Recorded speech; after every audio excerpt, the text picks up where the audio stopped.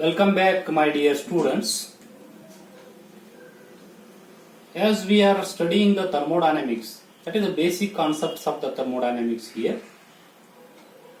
Some terms in the thermodynamics we have studied, and also the difference between heat and work we have studied. Now, some laws of thermodynamics. Some laws are there. There are 4 laws are there. That is 4 laws of thermodynamics. Before going to study these laws of the thermodynamics, one important thing we have to study here, that is the temperature. Because we are studying the heat and work interactions in the thermodynamics,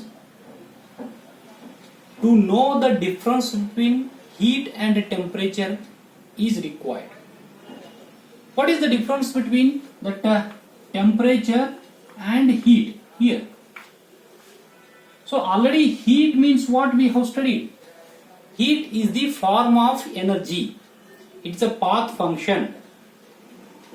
It can be converted into a work. And also heat is a low grade energy compared to the work. Work is a high grade energy. To get the work from the heat, we have to do so many things. There are some loss of that heat will be takes place while we are converting from heat to work. Whereas if I want to convert the work to heat, almost all the work we can convert it into heat. Possibility is there. That's why heat is a low grade energy and work is a high grade energy here.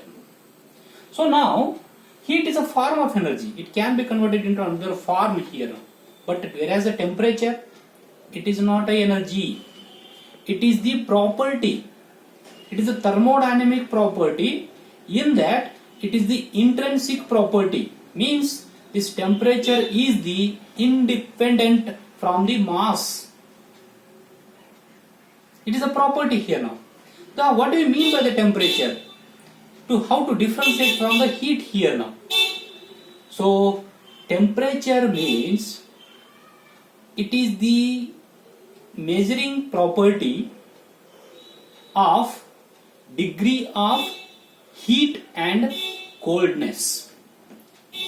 By the temperature we can tell how much it has a heat, how much it has a cold. For example, if we took a region of that Jammu and Kashmir in the winter season, very cold, means almost at a minus degree centigrades, minus 5, minus 6 degrees centigrades here. Then we are telling there, the minus indicates what? The how much it is cold here, how much it is a coldness. So next one, for example, in the summer season, in some region of the India here, or else once the water we are boiling the water here now, then what we are telling, the water is having a 60 or 70 degrees centigrade. Summer season that climate is having around 45 degrees centigrade. Means what? It is telling how much heat it is available in the environment or how much heat it is available in the water, boiling water here. So therefore the temperature is the property to measure the degree of heat or a degree of coldness here. So temperature will be measured in some different units here now. Temperature may be measured in degree centigrade, temperature maybe it will measured in Kelvin here now. So this Kelvin is called as the absolute temperature here. So therefore 273 Kelvin is equal to 0 degree centigrade. So this is called as the absolute temperature. 273 Kelvin is the absolute temperature here. Likewise, we can measure in terms of Fahrenheit also here now. So therefore, these are the how the unit of that temperature here now. This is about the difference between the temperature and heat here. That is, knowing of this one is very important here. That's why I am telling. So next, we will study that 4 laws of the thermodynamics. The first law is, that is called as the zeroth law. zeroth law of thermodynamics here. What is this zeroth law? Actually, the zeroth law of thermodynamics has been found after the second law of thermodynamics. Means when it is that first law and second law has been formulated, then there is no kind of zeroth law. Zeroth law has been defined after the second law, but this law is a very basic law. That's why it is taken as a zeroth law before the first law, like that here. So all the laws of the thermodynamics are formulated based on the experiments here. All these laws are the experimental laws here.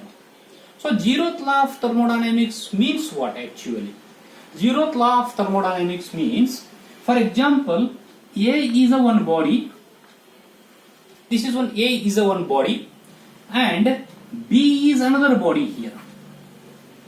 For example, what I will do here now, A is having around about it is having a 40 degree centigrade here now at this time, and at this time this B is having around it is having a surface temperature is 20 degree centigrade. What I will do here now, I will leave for some time here now. What happens? Always that heat is there, it will be transferred from the higher temperature body from A to the lower temperature body. That means what? Heat will start transferring Q. So therefore, after some times, what happens? Both the temperature will becomes what? Here it is not more than 40 because heat is going out. It will becomes less than 40. The heat B is taking the heat. That's why its temperature will becomes more than 20 here now. So round about we will take both will becomes after time sometimes. That is called as the thermal equilibrium. After the thermal equilibrium will exist, means temperature difference will become zero, heat will not transfer. So therefore this will also becomes 30 degree centigrade and this will also 30 degree centigrade after some times here. Now we can tell that these two bodies are in thermally equilibrium. Next one, another one body I will take, that is a C body. Body C. The body C, it is having a temperature of around, for example, 10 degree centigrade here. So now what happens here? This 10 degree centigrade is less than these two here. What happens? That definitely the heat will be transferred from the higher temperature region to the lower temperature region. Which is higher temperature region? Just I will take A is the higher temperature region. Heat is starts transferring from the A to C. So what happens? These two will be existing a thermal equilibrium. In the same way, if these three are very close, and heat will also transfer from the B to C. So what happens here now? After some times, when the thermal equilibrium will exist, then what happens? All three will becomes the same temperature. Means what? This will also becomes a 20, this will for example 25 degree centigrade, 25 degree centigrade, maybe it is also that is a 25 degree centigrade here. So what it is there? When they are existing in thermal equilibrium. So this is called as the zeroth law of thermodynamics. Here now. Means how this one? When the body A is thermally equilibrium with B, when the body A is also thermally equilibrium with C, then we can tell the body B and C are also in thermally equilibrium. Here.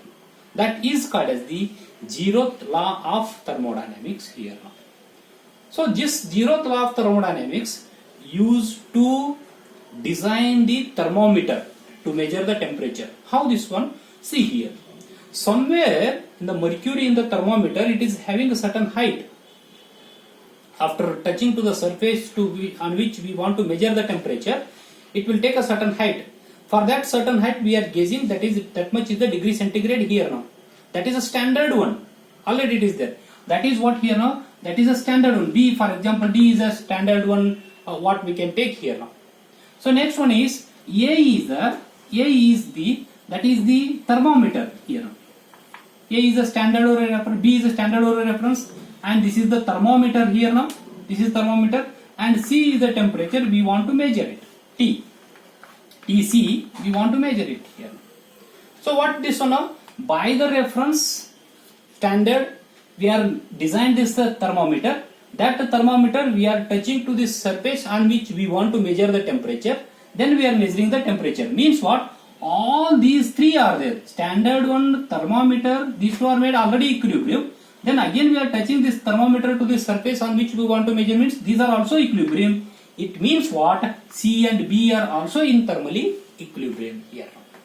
So therefore, to design the thermometer, that zeroth law of thermodynamics has been used here in this case. This is called as the zeroth law of, that is, thermodynamics here now. So next one will comes, that is the first law of thermodynamics. Second one is, that is the first law. What is first law here now? Very simple way of telling that first law of thermodynamics is, energy is always conserved, as we know. Any kind of the energy, work you take, heat you take, pressure energy, whatever the kind of the energy, chemical energy, whatever the kind of the energy we are taking, we cannot destroy it. We cannot destroy it. And we cannot create also. We cannot create, we cannot destroy. Here means what? Energy can be converted one form to another form. That is called as the conservation of energy here. That law is called as the first law of thermodynamics. Energy cannot be destroyed, cannot be created also. So therefore, energy can be converted from one form to another form. Like work to heat, heat to work, how we can convert here. So that is called as the first law of thermodynamics. This first law of thermodynamics has been defined by the Joule's experiment here. Very important here now. Joule's, that is, experiment. What is the Joule experiment here now? Joule experiment is nothing but in a container he has taken certain liquid and he has taken one stirrer here now, and he starts rotating the stirrer in the liquid here now. Start rotating the stirrer means that is the work here now. That is a work he is transferring to the liquid. Liquid is a system here now. Here this is the boundary of the system. So work is transferring here now. After some times continuously, that is a stirring, the work is transferring to the liquid, its temperature will be increases here. Means what? Some amount of that work has been converted into work. So that is the experiment, it is done by the Joule here now. So therefore, in this work done here, work transferred to this liquid is proportional to the heat added to the system here now. So therefore temperature is increasing. So therefore these work and heat interactions are there here now in the system, that is a liquid, are very proportional, directly proportional here now. If we remove this proportionality symbol, one constant will comes here now, that is called as the Joule's constant here. So that is the W is equal to K or J into Q here. It is called as the Joule's constant, what we can tell here now. So next, in continuation of this, Joule has told how much work is transferring. All work will not be converted into heat here now. So once it is converted into heat, again if you want to convert in a reverse way, heat to the work, we cannot convert all heat into work, not possible, because some amount of that work it is transferred to this liquid is going in a molecular level energy, means that is stored in a molecular level energy, so that cannot be converted into some other work here. So therefore the existence of that molecular level energy is come into the picture here now. So therefore all work will not converted into heat here. Some will go to the internal energy or a molecular level energy here now. So therefore again that Joule has given that formula, that is a heat is equal to, here now the internal energy, change of internal energy, it is indicated as du plus that is a work here. This is the first law of thermodynamics equation.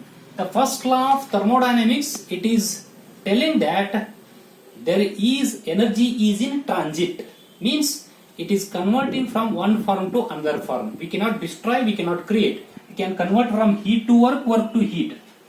So when we are equating here now, it is also telling the existence of internal energy. It's a molecular level energy, which it cannot be converted into another form of energy, retained back to that energy very easily, because it is at the molecular level here. So therefore, this is called as the first law of thermodynamics here. For the different state, if you are writing this same first law of thermodynamics here now, for a closed system, it is for the closed system here, Q is equal to, it is U2 minus U1 here plus W. So U2 is the internal energy at state 2, U1 is the internal energy at state 1 here. This is the formula for the first law of thermodynamics. So we will see in the next other further laws in the next video lecture. Thank you very much.